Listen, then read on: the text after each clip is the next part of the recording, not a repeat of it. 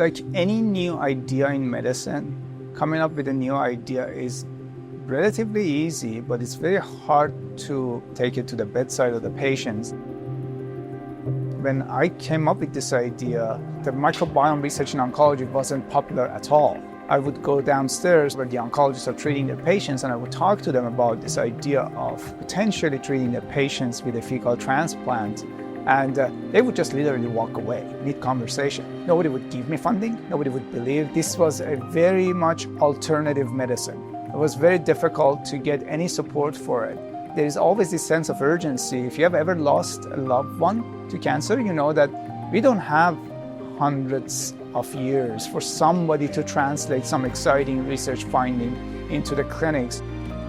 We have done now several clinical trials. Patients received the fecal transplant. We allowed for 7 days for the new microbiome to engraft and to establish itself in the patient's body. And then we saw the treatment with immunotherapy. And the data is amazing.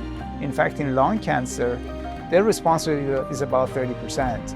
And it's remarkable because in the 20 patient cohort that we treated across different centers in Ontario and Quebec, the response rate is 80%. If you have a vision and you have a good rationale for your vision, you persist, you say, no, I'm going to make this happen. If we persevere and we do good science and we translate it, it might actually turn science into survival and hopefully beat cancer.